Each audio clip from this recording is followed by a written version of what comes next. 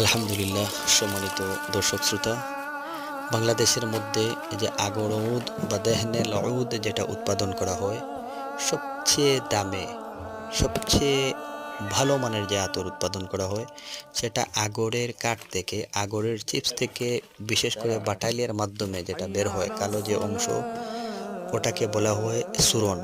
আর সুরনের আতর সর্বোচ্চ সেরা দামে আরব কান্ট্রিতেও বিক্রি করা হয়, ইউরোপ কান্ট্রিতেও বিক্রি করা হয়। আমরা যেটা উৎপাদন করি বাটাইলের সাহায্য থেকে, যেটা সুরন হয়, ওটা আমি 2 বছরে 60 কেজি সুরন সংগ্রহ করেছি।